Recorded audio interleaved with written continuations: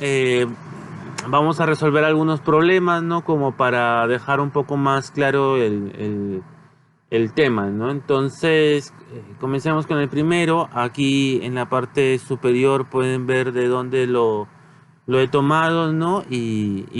Bueno, comencemos, ¿no? La presión en un neumático de automóvil depende de la temperatura del aire contenido en él. Cuando la temperatura del aire es 25, la temperatura del manómetro es 210 kilopascales. Si el volumen del neumático es 0.25 metros cúbicos, determine la elevación de la presión cuando la temperatura del aire en él sube hasta 50. También determine la cantidad de aire que debe purgarse para establecer la presión hasta su valor original a esa temperatura. Suponga que la presión atmosférica es de 100 kilopascales, ¿sí? Entonces, ¿qué nos está diciendo? Nos está diciendo, bueno, está dando los datos de temperatura, la lectura del manómetro. Hay que tener cuidado, ¿no? Que la presión absoluta es igual a la presión atmosférica, más la manométrica. Entonces aquí nos están hablando de un manómetro. Nos están dando el volumen del neumático, ¿no? Va a haber un cambio de temperatura, ¿no? Y lo que nos están preguntando es determinar la cantidad de aire que se debe purgarse, ¿no? Para establecer la presión hasta su valor original, ¿no? Entonces vamos viendo cómo se resuelve este problema.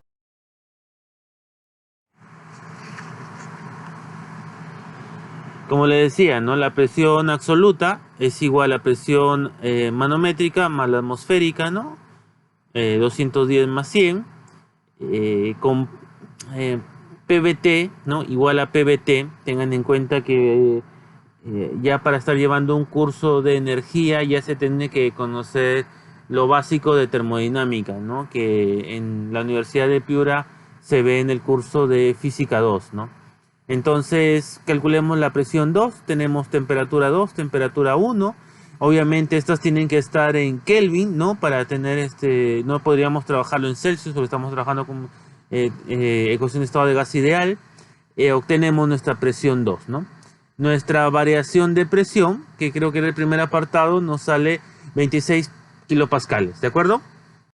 Es calcular cuánto deberíamos de purgar, ¿no? Para lo cual, igual, ecuación de estado de gas ideal, tenemos la masa 1, ¿no? Que la calculamos directamente de presión 1 por volumen sobre RT1, ¿no? Este R, si se acordarán, es la constante del gas, ¿no? Que para nuestro caso es del aire y es un valor que se obtiene de tablas, ¿no? La tabla también está en el libro Sengel, ¿no? La tabla 1 debe ser. Entonces calculamos la masa 1, calculamos la masa 2 y sencillo, ¿no? Se calcula cuánto es lo que se tiene que purgar. Otro problema, un tanque de 20 metros cúbicos contiene nitrógeno a 25 grados centígrados y 800 kilopascales. Se deja escapar algo del nitrógeno hasta que la presión del tanque baja a 600. Hay una disminución de presión. Si la temperatura en este punto es de 20 grados centígrados, también bajo la temperatura, determine la cantidad de nitrógeno que ha escapado, ¿no? Vamos viendo cómo se resuelve. Sencillo, ¿no? Calculamos nuestra masa 1, tenemos todos los datos de las condiciones iniciales, tenemos todos los datos de las condiciones finales, ¿no? Calculamos nuestra variación de masa, que es el 42.9 que nos indicaba la solución. Con diámetro de 6 metros se llena con helio a 20 grados centígrados y 200 kilopascales.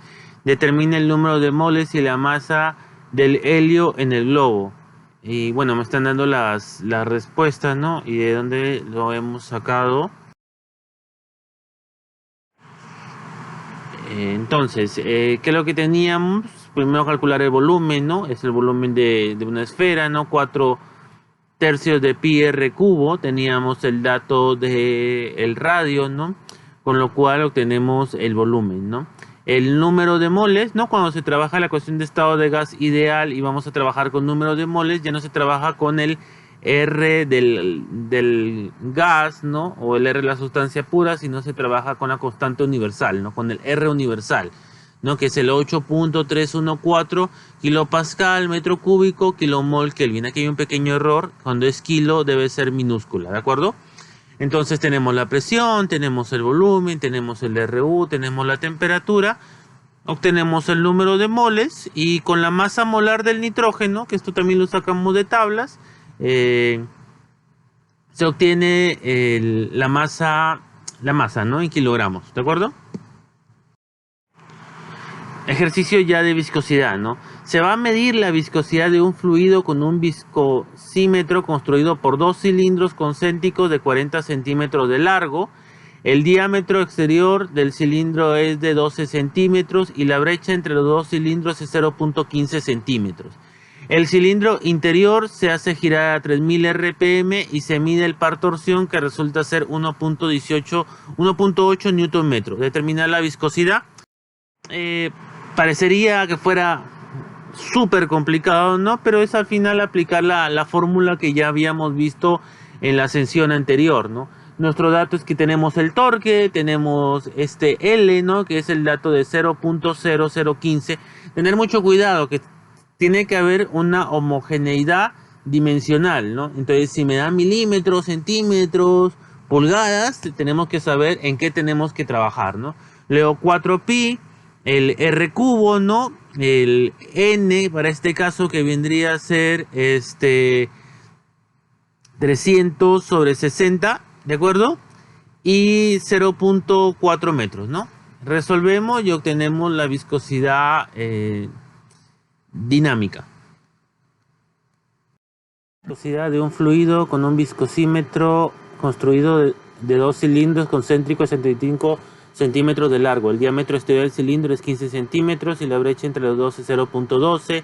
Se hace girar el interior a 200 RPM y se mide el par torsión, el cual es de 0.8 Newton metro. Determine la viscosidad del fluido.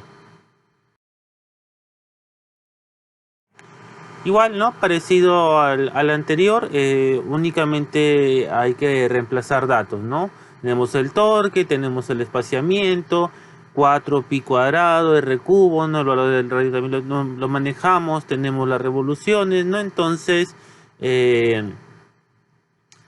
lo multiplicamos por 0.75. Tener en cuenta que son 200 RPM, ¿no? O sea, revoluciones por minuto, ¿no? Entonces, lo que hay que hacer es trabajarlo en RPS, ¿no? Revoluciones por segundo. Un macero de 30 centímetros de largo que se lubrica con aceite cuya viscosidad es 0.1 kilogramos metro segundo a 20 grados centígrados al principio de la operación y de 0.008 kilogramos metro segundo a la temperatura de operación anticipada de 80 grados centígrados. El diámetro de la flecha es de 8 centímetros y la brecha promedio entre esa flecha y la chumacera es 0.08 centímetros. Determine el par de torsión necesario para vencer la fricción en la chumacera inicialmente y durante la operación estacionaria cuando la flecha se hace girar 500 RPM, ¿no? Entonces, igual, ¿no? O sea, que nos da a entender aquí que vamos a tener que calcular dos valores, ¿no? Dos valores de torsión, ¿no? O par torsión o torque, o como lo quieran llamar, ¿no? Entonces, bueno, tenemos los datos de las revoluciones, tenemos viscosidades, tenemos temperaturas, ¿no? Entonces, comenzamos.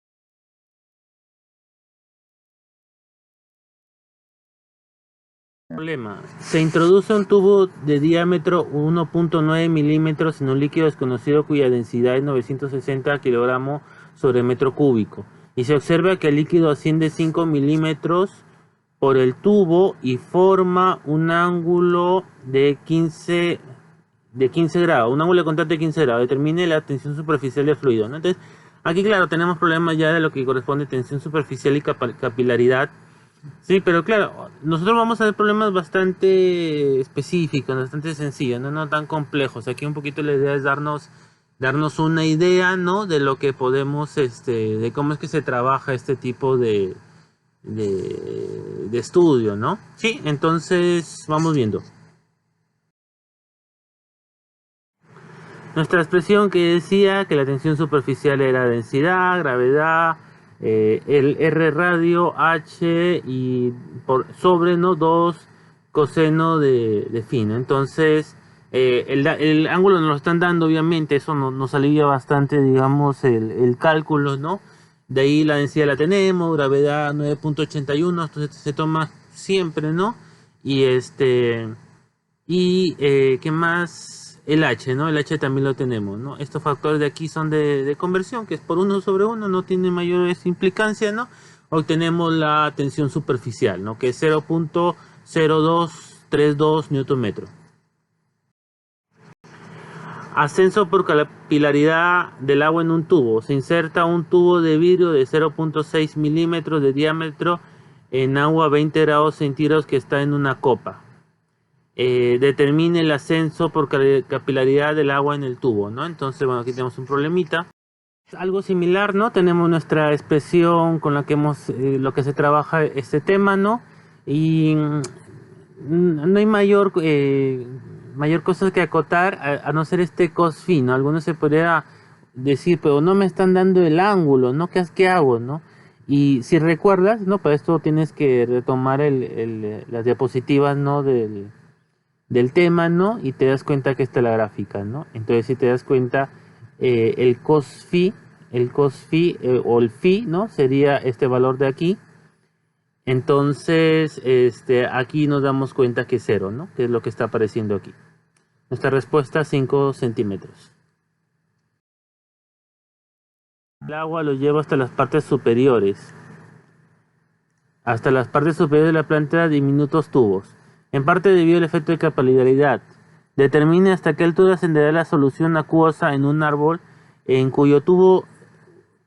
un tubo cuyo diámetro mide 0.005 milímetros como resultado del efecto de capilaridad. Trate la solución como agua a 20 grados centígrados con un ángulo de contacto de 15 grados, ¿no? Problema también bastante sencillo. Así, entonces tenemos el ángulo que es 15, de tabla se puede sacar tranquilamente el valor de la tensión superficial, la densidad es la del agua, ¿no? Gravedad conocida, el diámetro es un dato, ¿no? Tenemos nuestra solución, ¿de acuerdo?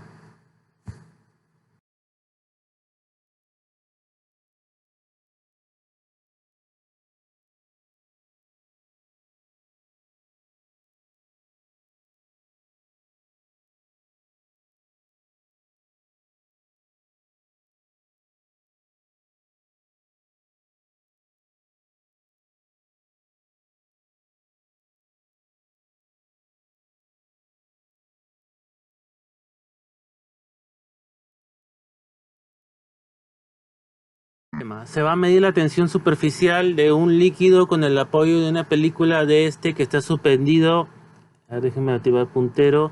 Está suspendido en un marco de alambre con forma de U con un lado movible de 8 centímetros de largo. Si la fuerza necesaria para mover el alambre es de 0.02 newton, determine la tensión superficial de este líquido en el aire. Entonces, básicamente, bueno, aquí tenemos un esquema, un isométrico, si lo quieren llamar. Esta es una película, ¿no? del fluido, ¿no? Entonces queremos calcular su tensión superficial, ¿no? Y es tan sencillo como déjeme utilizar el puntero, la pluma, perdón, una sumatoria de fuerzas, ¿no? Entonces sumatoria de fuerzas igual a 0. ¿Qué vamos a tener de un lado? Vamos a tener el F, ¿no? Y del otro lado vamos a tener 2, tensión superficial. Pero no se olviden que la tensión superficial es Newton por metro, ¿no? Entonces, ¿qué me queda? No, la distancia, ¿no? Con lo cual tendríamos esto, ¿no? Si despejamos, ¿no? Nos venimos aquí y nos queda esto, ¿no? ¿Sí? Entonces, como ya tenemos una expresión, simplemente nos queda reemplazar valores y listo. Bueno, muchas gracias. Si quisieran estudiar mayor cantidad de problemas, les recomiendo utilizar el libro, el Cengel, ¿no? De fluidos, ¿no? El capítulo 2. Ese capítulo tiene muchos problemas, ¿no? Y creo que ese les podría servir ser una gran ayuda, ¿no? Gracias.